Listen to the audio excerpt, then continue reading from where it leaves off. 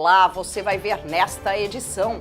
TCE alerta: órgãos públicos devem evitar acúmulo ilegal de cargos por parte de servidores.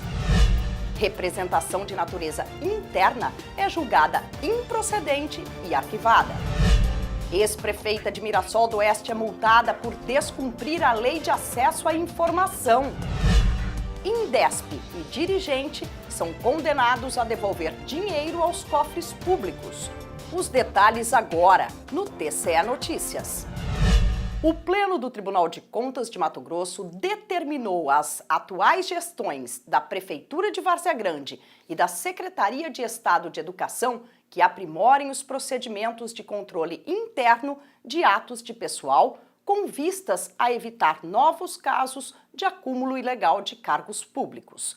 Veja os detalhes dessa decisão. O julgamento da representação de natureza interna apurou o acúmulo ilegal de cargo público por parte de servidora no município de Várzea Grande e na Secretaria de Estado de Educação, que resultou em determinações à atual gestão da Prefeitura. A servidora Marta Regina da Silva Barros foi devidamente notificada para se manifestar e optou por exercer apenas um cargo, o de professora. Desta forma, houve um reconhecimento de boa-fé, como está previsto em lei. Diante disso, o conselheiro interino Isaías Lopes da Cunha, relator do processo, decidiu pela não aplicação de multa, mantendo somente determinações aos órgãos relacionados. O meu voto vem mais ou menos nessa linha, no sentido de não responsabilizar nem a servidora, sabe? E nem a administração, no caso a prefeitura, sabe? Mas, no entanto, eu entendo que a irregularidade em si, ela existiu, nem que depois houve o cessamento dela, sabe?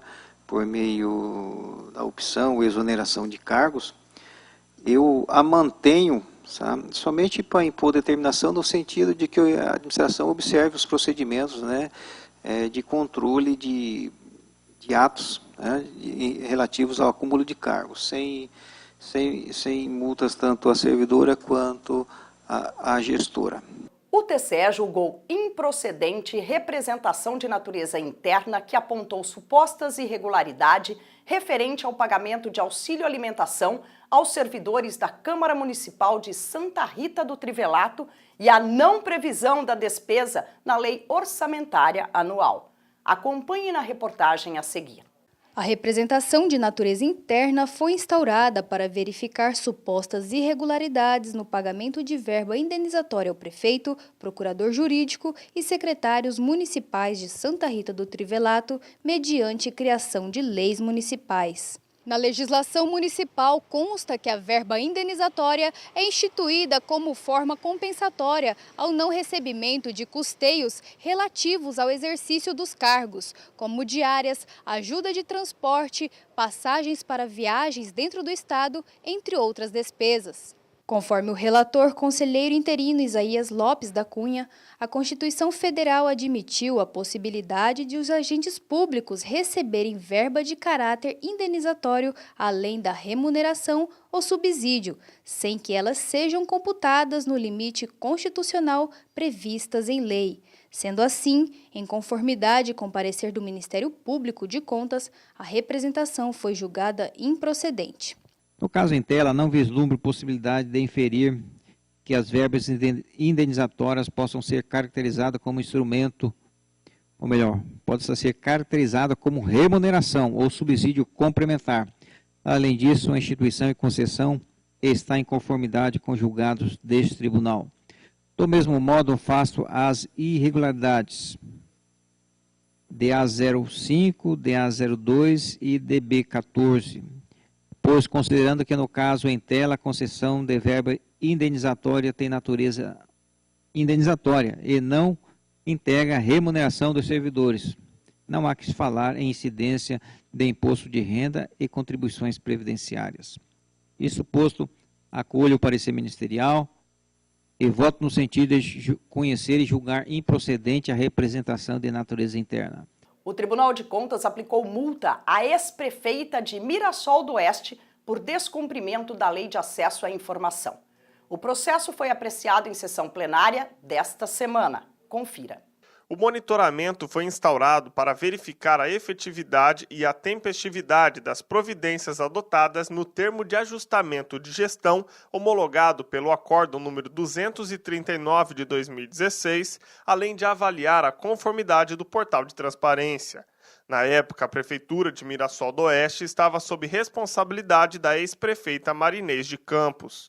Foram apontadas 4 irregularidades. São elas: ausência de transparência nas contas públicas, inclusive quanto à realização das audiências públicas, não liberação para conhecimento e acompanhamento da sociedade as informações e execução orçamentária e financeira em meios eletrônicos de acesso público, descumprimento das disposições da Lei de Acesso à Informação e não há informação disponível no portal Transparência sobre as formas de contato com a ouvidoria. O Ministério Público de Contas acompanhou o entendimento da unidade instrutória e concluiu que a Prefeitura de Mirassol do Oeste atendeu apenas 35,4% dos requisitos legais de transparência. Voto no sentido de conhecer do presente processo de monitoramento, declarar o descumprimento do termo de ajustamento de gestão 55/2016 e sua consequente rescisão em razão do descumprimento de suas cláusulas. Além disso, o relator do processo multou a ex-gestora em 68 PFs-MT e determinou que a atual gestão do município regularize o endereço eletrônico e portal de transparência para cumprir as normas de transparência ativa definidas pela Lei de Acesso à Informação. O INDESP e o dirigente do Instituto devem devolver dinheiro aos cofres públicos. A decisão foi do Tribunal de Contas, que julgou irregular a prestação de contas da entidade que buscou recursos públicos para a realização de evento. Entenda.